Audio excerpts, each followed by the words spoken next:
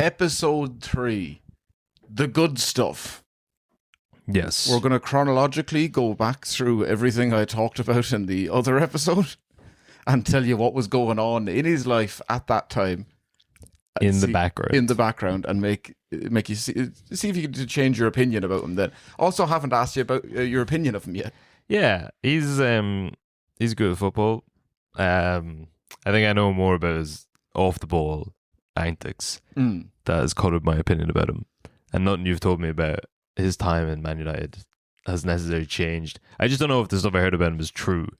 Okay. Vis-a-vis the liver transplant. That stuff is, I'll tell you now. Yeah. Not even going to get into it today. 100% true. Okay, well, right. Well then, yeah. That was always the story that I heard. Yeah. It's kind of hard to respect the man after. Yeah, so no matter how... Someone else would have died. Yeah. And then he took it and then kept drinking and died anyway. Yeah. But... Well, so he did stop, because we'll jump forward in the story now. Yes. Just a few years. That he, after that transplant, he does stop drinking for a number of years. Right. And then falls off the wagon again. Yeah. So he did change his ways, which he'd never done before. Yeah. For about 3-4 years. And then there's this one really sad photo on like the front page of the Sun that's just like him on his own in a beer garden, just sipping like a vodka, and you're like, oh. Yeah. Yeah. He had a lot, and he did kind of fuck it. He did. Yeah. But now we'll go through ways in which you could understand the picture in a more rounded sense. Sure. And still, eventually, in a rounded sense, in a circular-like motion, arrive at your original opinion. Like all these episodes, you kind of have a concept you picked up over the years about somebody, and you realize that there's more to the story than that, but that your initial assessment is true. Yeah. There's just different reasons why. Yeah. Yeah. There's excuses for the behavior. Yeah. Or attempted excuses. Yeah, you can understand the reasoning behind them. Right. So, 1966. Remember, he scores against Benfica. This isn't in the European Cup final, but it's when he announces himself on the European stage. At the same time, his mother, who was 44 before she took a drop, is raising, I couldn't believe this, 3 children under the age of 5. She's living on this same estate in Crega where everyone in the world knows who she is. And the media are down at her door every single day from this moment on for the rest of her life. Just hounding her. There's a hounding her. And on the kids as well, and not just from the estate, everyone, they're like, oh, it's George Best's family home. Yeah. There's an awful lot going on. Just for them, and the fact that he's homesick and he wants them to move over to Manchester. Yeah. But they can't shift the entire family. Why? I don't know. I mean, it's not. They probably could, yeah. Pretty easily, in fact. It's a... Well, no, I mean, that story comes up time and again. The father had a job. Yeah. The mother was raising these kids. You're not going to uproot like 3 small children, plus the other ones that were in their teenage years. He's already a fully grown man. But you come across the story a lot where there's like, maybe this just shows my character. If I was living in Belfast during the Troubles at the height of it, and my son was an internationally successful sports star, and he's like, just come over here, I'll sort it. I'll cover everything. You're moving like maybe an hour away from where you grew up, but there'll be no bombs. Foreshadowing. But cowardice knows no distance. That's it. So many people are like, no, this is where I was born. Yeah. And sure, there might be an imminent threat that I'll get shot in the head at any second, and every other story on the news is about a cousin getting blown up. But I was raised here. It's total, just go. It's just leave. Probably leave. Yeah. Like one of George's sisters, she gets shot during this time. Right. At a disco. Yeah. By an airsoft gun. Well, okay. And it is just because of who George is, or has he missed a shot that week, or what's gone on? But now also, it's the Troubles in Northern Ireland. Don't think that you're so important that you're getting shot just because you're George Best's sister. It's probably just because you're Protestant. It could have been a random shooting. It could have been anything. Yeah. Yeah, I mean, obviously a lot of people didn't leave, but it does. If you had an option, like, what's his dad's job? He works. He's a steel metal worker. Okay, I mean, if I know Thatcher's Britain, that's probably his job for life. Yeah. Join a union, he'd be fine. I can also see my own. And he's an orange order man, so he's not. It's not like. Yeah, that's true. Yeah. Yeah. Well, they didn't go. They didn't go. So in 1967, the Daily Mirror report that Manchester United fan David Rooney was rudely awakened early one morning by the sound of an almighty crash, and he went to check what happened. He came across George Best in his Jaguar E-Type, and he couldn't miss him because he was in the Jaguar wrapped around his own Morris Minor. Okay. He goes back into the house. He tells his missus, "He's like, you never guess what George Best is after writing off our car." And then she goes, "Is he okay?" Yeah. I mean, this is the level of stuff he's getting away with. This is this colour piece to show you he's the star boy. That's fair enough. I feel like that would be your first question. The second question would be like, my very expensive car. Yeah. Well, yeah. First reaction might be like, is he alive? Because if he's not, who's going to pay for my car? I mean, yeah. And I will say this, that there was no reports of him being drunk. Yeah, I mean, that just goes. But no, I'm just saying he could have been. He could have. There was no reports of that. Yeah. Much like the next year when he gets a 6-month driving ban in 1968. For like a year removed from this, because obviously he let away with the last one. But this again, no reports of him being drunk. It's just incredibly dangerous driving offences. Imagine just what you'd have to do to get banned from driving in the 60s. Yeah. Now, also, we'll say this. Remember, he did fail his driving test in Manchester. Yes. He might just be bad at driving. He might just be a bad driver. Yeah. Okay. So that's where he'd have to spend his time instead on this cute little bicycle. Oh, yeah. God, yeah, he's Look how handsome he is. I was just gonna say he's a handsome. You kind of forget how handsome he is at various points. Yeah, because the later times when charming, but also like when later in life when he gets a bit heavier, the long hair, the big beard, it takes away from his really boyish good looks. Yeah, well, what you just said there is that when he gets old and haggard, he loses his little boyish good looks. He's 23 or something there, is he? But a lot of the photos that you'll see of him, he's like 21, 22 here now. Yeah, and to be fair, he looks very handsome, but he doesn't look 21. He looks like a man. He looks like a 30-year-old man. Yeah. But that was just the times, I guess. Yeah. But I just think that the older he gets, because he doesn't look like a grizzled, handsome, bearded older man. He looks like he's... Yeah, he looks like he's just been drinking ahead of him. Yeah, he's a glassy-eyed, kind of jowly. And, for sure, yeah. So granted, you will find photos of him looking very handsome with a beard. Yeah. But then you'll find more just looking the exact opposite. But so that photo was taken in London, and that's directly after he got the ban. So that was like, he's nice little PR piece. Nice. And again, he's already mentioned it from the 1966 game against Benfica where he wore the sombrero. Yeah. That he's like, I know whatever I do will just be in the papers. And this is at the beginning of what we now see as like modern-ish media. Yeah. That you have, like the Rolling Stones, the Beatlemania. George is the first celebrity football player. You can just follow some guy and that'll do for news. Yeah.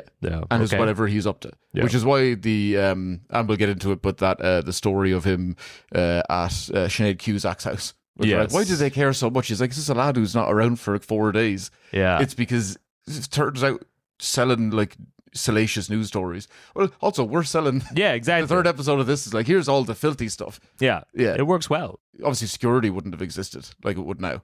Private so people security. could just get him, like on the street anywhere. He's like, at one point he was being chased around by some Benfica fan with a knife, and he thought it was because he was coming to try and stab him, but it's because he was looking for a lock of his hair because he respected him so much. So that's just something that's happening. Yeah, he's getting 10,000 letters a week of fan mail, and he's just walking around the street. He's running at it with a knife, being like, "Do you want this? I'll help you open your letters, Mr. Best." But so wherever would I find George Best? I don't know. Check the George Best fashion boutique. Yeah, which he's in every day. Or like the bars that he's in, the newspapers, like his regular haunt. Yeah. The Brown Bull. Go check that. Go check out his own pub or his nightclub or his restaurant or any of his fine businesses. Yeah, but okay. Which is also just a load of other things he would have had on his plate at the time that he didn't need. His other businesses. If he's just going to focus on football. Sure. But on all of these things lead themselves to, like a fashion boutique, young, attractive women and models. Yeah. Nightclubs, bars, restaurants. He can't stay away from it. Even when he's trying to be good. Surely just get like a handler or a manager, or like, why is he doing this stuff? You'd think, because back then we don't have celebrity like we have today. Okay. And I think that and that'll come up throughout the bad parts now, that the club very much so are like, therapy doesn't exist. Yeah. And for a lot of sports people today, it still doesn't really. So like back then, it's very much so, you have a problem? Good. It's a chance to learn how to bottle something. Don't say a bottle around George. That's one of his trigger words. But that is just a lot of the time that they're like, oh, he's going off. If he's going to run away, like he has done many times and not shown up, they're like, better just leave him to it. He'll figure it out on his own. That's probably not a cry for help. No. Yeah. He'll be back. Yeah. And he always does come back. Right. So, I mean, they're not wrong. With sporadic slightly uptakes heavier, in form. Slightly worse at football. Sometimes better. Well, not better, but back to like a... well, never better, but... But not as bad as you'd think. Yeah. 1969 is, again, height of his fame. He's moving out of Mrs. Fullaway's house now. Yeah. He's moving in with Eva Haraldstad. He's been building his house. He's met this Danish girl, Eva Haraldstad. She sued him for the breach of promise. Yes. Yeah. So they would... Again, and now this is where he's getting hounded by the press for this. They're like, he jilted the woman. He left her at the altar. He was like, never... None of that was... There was a verbal contract that they get engaged. He did propose to her and they got engaged. Oh, okay. 8 days after they'd met. Okay. Yeah, that she had got an autograph signed from him. Yeah. And he had turned to the Danish newspapers or the media outlets to go and find this woman. Okay. And then within 8 days of him... Was she famous? No. So he just went to Danish newspapers like... Find me a tall, attractive blonde woman. Yeah, he remembered her name from the signature? No, I think he was like, he doesn't have any of that. He has, find me a tall, attractive Danish woman. How did the Danes do it? Yeah, just... She's tall, blonde, good looking. I think we can sort you out. And they just said a woman to a woman. Like, that is exactly the woman I remember. Yeah. I've met her for like 10 seconds. Yeah. But so they get engaged, and this is when he's building the house, and everyone's like, no, it actually does seem to be he's kind of settling down somewhat. But obviously they split apart. She sues him for the 500 quid. What happens during that time is a couple of fights, one major fight, a duel of sorts, a musical duel. They find themselves in the same nightclub, and then they start sending each other songs. Okay. To annoy the other. So you've got things like her throwing out Leaving on a Jet Plane. He goes up and puts on the Beatles. Yeah. Get back to where you once belong. Okay. And this causes a big row. And she's with her new fella by this stage. And his brother. So George and his buddy Pat Crerand get into an argument with the lads. They go to fisticuffs. Yes. Pat Crerand gets brought up on assault charges. Right. At which point they have George's like, I have a lawyer. We'll use this guy. His name is George Carman. Because I thought he'd represented George for the divorce case / the breach of promise. Don't think so. I think he's just got in with Pat for the assault thing. Yeah. And then, but because of that, they strike up a bit of a relationship, bit of a friendship. He brings him back to his house. At one point, George Carman is too drunk. He falls asleep on his living room sofa. George, having now been introduced to his wife, rides the wife in the house while he's asleep. Mother of God. Yeah. Settles the breach of promise out of court. Comes back 2 years later. Yeah. For a separate legal matter. Goes, I'm in with another problem. Do you know who's a good man?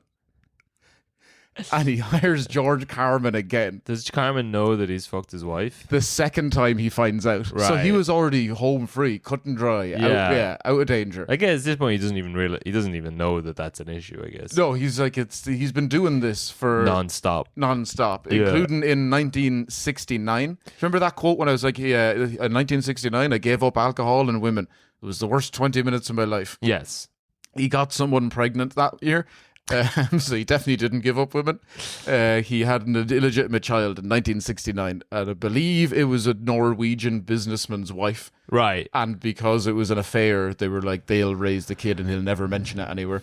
And it was only because he told a handful of people throughout his life and on his deathbed and stuff that they're like, okay, so that year, that year where he like years later, he was talking about that, using that as a after dinner time speech joke. Yeah. Like, that's specifically the year you had your first illegitimate child, we think. Okay. And so I'll say first illegitimate child because there's another one that's popped up we'll get to later. So there's a Norwegian child out there who's George's son that doesn't know still. Or daughter.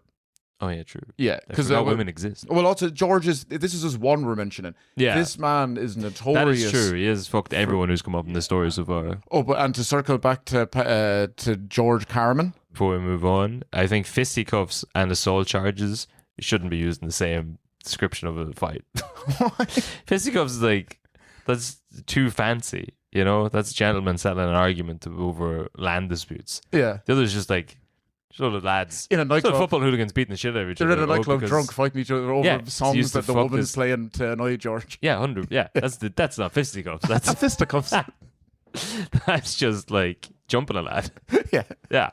When he hires him the second time, finds out about George having slept with his wife. Not happy about that. Is he not? Not happy about that at all. Especially this lowly Belfast scum. Yeah. Scum of his shoe. And he's a successful lawyer, upper class. He'll get letters behind his name at some point. And he's sleeping with his wife multiple times. So he goes and he says, I'm not having this. Yeah. I think he hightails it right off to a gangster. Be like, hey, I'll pay you good money to have George Best's legs broken. Okay. And then the gangster turned around. He's like, I'm a fucking United fan. And from this day forward, if there's a hair hurt on George Best's head, I'm coming for you. Oh shit! So now he's like, he's praying for the safety of George Best. And that's all we'll have time for this week on the free feed. Anyway, if you want to listen to the rest of this episode as well as next week's episode or all the other bonus content we've done previously, go sign up to HeadStuff Plus. This show is part of the HeadStuff Podcast Network, a hub for the creative and the curious. Shows are produced in association with HeadStuff and the Podcast Studios Dublin. Find out more or become a member at headstuffpodcasts.com.